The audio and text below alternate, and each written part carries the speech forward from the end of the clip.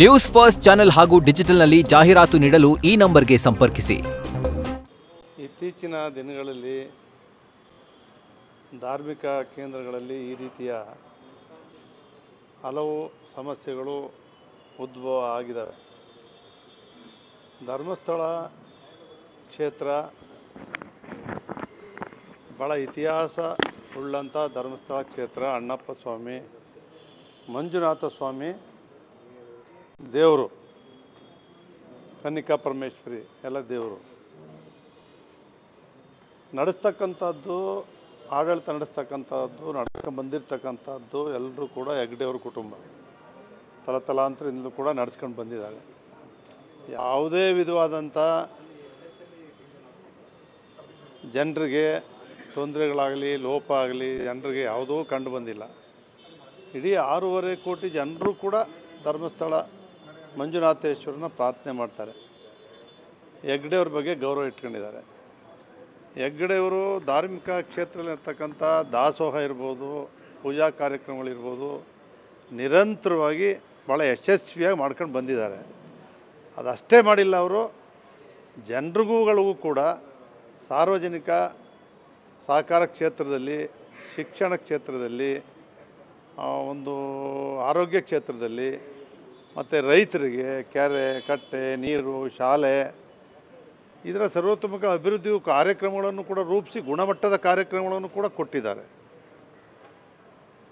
ಯಾವತ್ತೂ ಕೂಡ ಅವ್ರ ಮೇಲೆ ಯಾರೂ ಕೂಡ ಒಂದೇ ಒಂದು ಆಪಾದನೆ ಮಾಡ್ತಕ್ಕಂಥ ಶಕ್ತಿ ಬೇರೆ ಯಾರಿಗೂ ಕೂಡ ಇಲ್ಲ. ಆದರೆ ಅವರೇನು ದಿನನಿತ್ಯ ದೂರುಗಳು ನ್ಯಾಯಾಲಯಕ್ಕೆ ಹೋದರೂ ಅದಕ್ಕೋಸ್ಕರ ನಾವು SIT ರಚನೆ ಮಾಡಿದ್ದೀವಿ ಅಂತಕ್ಕಂಥದ್ದನ್ನು ಸರ್ಕಾರ ಹೇಳಿದ್ದಾರೆ. SIT ರಚನೆಯೂ ಆಗಿದೆ. ಅದೆಷ್ಟು 16 ಕಡೆನೋ 17 ಕಡೆನೋ ಬುರುಡೆನೂ ಹಿಡ್ಕೊಂಡು ಹೋದರು ಅಂತ ಬಂದಿದೆ. ಬುರುಡೆ ಸುಳ್ಳು ಅಂತಲೂ ಕೂಡ ಅವನೇ ಒಪ್ಕೊಳ್ತಿರ್ತಕ್ಕಂಥದ್ದು ಕೂಡ ಬರ್ತಿದೆ.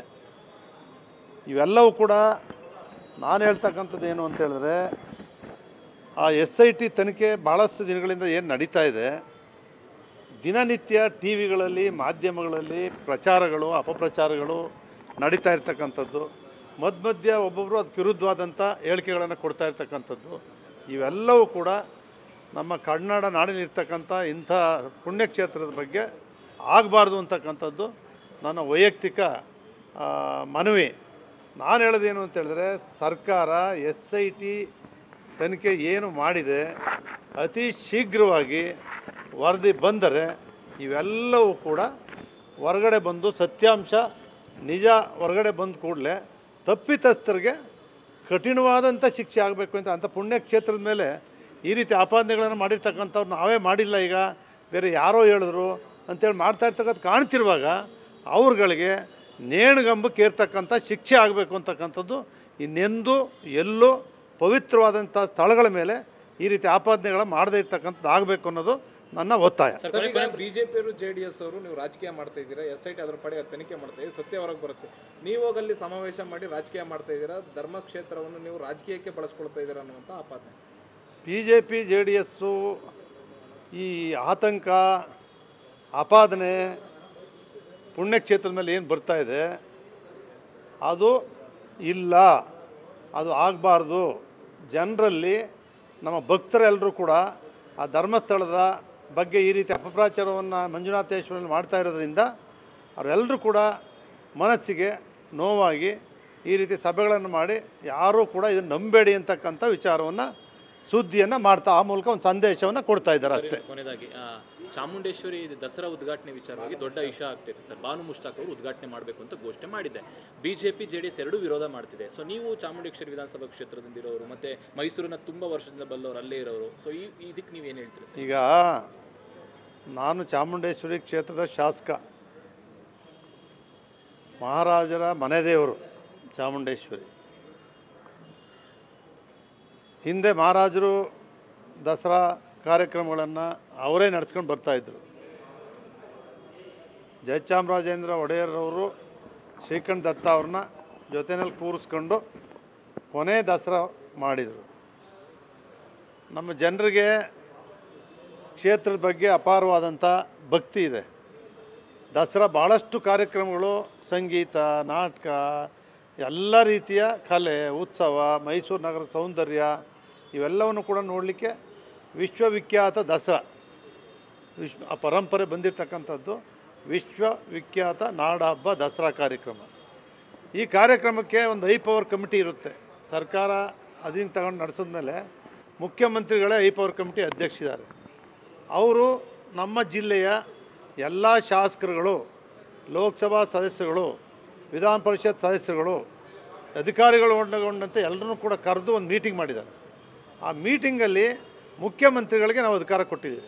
ಸರ್ವರು ಕೂಡ ಸರ್ವಾನುಮತದಿಂದ ಮುಖ್ಯಮಂತ್ರಿಗಳು ನೀವು ಯಾರನ್ನು ತೀರ್ಮಾನ ಮಾಡಿ ಆಯ್ಕೆ ಮಾಡ್ತೀರೋ ಅದಕ್ಕೆ ನಮ್ಗೆ ಒಪ್ಪಿಗೆ ಇದೆ ಅಂತಕ್ಕಂಥ ತೀರ್ಮಾನ ನಾವು ಕೊಟ್ಟಿದ್ದೀವಿ. ಮುಖ್ಯಮಂತ್ರಿಗಳು ಬಾನು ಮುಸ್ತಾಕ್ ಅವ್ರನ್ನ ಆಯ್ಕೆ ಮಾಡಿದ್ದಾರೆ. ಸ್ವಾಗತ ಇದೆ ನಿಮಗೆ. ಆಯ್ಕೆ ಮಾಡಿದ್ದಾರೆ, ನಾವು ಸ್ವಾಗತ ಮಾಡ್ತೀವಿ.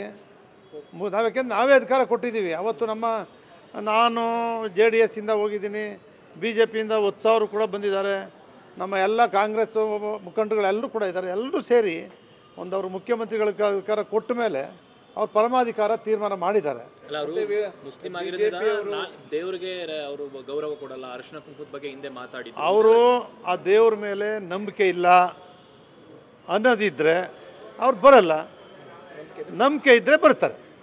ಮತ್ತೆ ಪ್ರತಾಪ್ ಸಿಂಹ ಅವರು ತುಂಬಾ ಅವ್ರನ್ನ ವಿರೋಧ ಮಾಡ್ತಾ ಇದ್ದಾರೆ, ಅವ್ರು ಬರಲೇಬಾರ್ದು. ಮತ್ತೆ ಶೋಭಾ ಕರಂದ್ಲಾಜೆ ಅವರು ಹೇಳ್ತಾರೆ ಅವರು ಚಾಮುಂಡಿ ಬೆಟ್ಟ ಕಾಲೇ ಇಡಬಾರ್ದು ಬಾನು ಮುಸ್ತಾಕ್ ಅಂತ ಹೇಳ್ತಾರೆ. ನೀವು ಅವರ ಜೊತೆ ಮೈತ್ರಿ ಕೂಡ ನೀವಿದ್ದೀರಿ. ಅದ್ರ ಬಗ್ಗೆ ನಾನು ಏನು ಮಾತಾಡಲ್ಲ. ಅವ್ರ ಬಗ್ಗೆ ಅವರವ್ರಿಗೆ ಅವರವರ ವೈಯಕ್ತಿಕ ಯಾವ ಸಂದರ್ಭದಲ್ಲಿ ಅವ್ರು ಯಾವ ಹೇಳಿಕೆ ಕೊಟ್ಟಿದ್ದಾರೋ ಅದನ್ನೆಲ್ಲ ನಾನು ಯಾವತ್ತೂ ನೋಡ್ಲಿಕ್ಕೆ ಹೋಗೋದಿಲ್ಲ. ಹಂಗಾಗಿ ಅದ್ರ ಬಗ್ಗೆ ನಾನೇನು ಕಾಮೆಂಟ್ ಮಾಡಲ್ಲ. ಸರ್, ಚಾಮುಂಡಿ ಬೆಟ್ಟ ಹಿಂದೂಗಳ ಆಸ್ತಿ ಅಲ್ಲ ಅಂತ DK ಶಿವಕುಮಾರ್ ಹೇಳ್ತಾರೆ ಸರ್, ಅದಕ್ಕೆ ನಿಮ್ಮ ಅಭಿಪ್ರಾಯ? ನ್ಯೂಸ್ ಫಸ್ಟ್ ನಿರ್ಭೀತಿಯಿಂದ ನಿಮ್ಮ ಪರವಾಗಿ.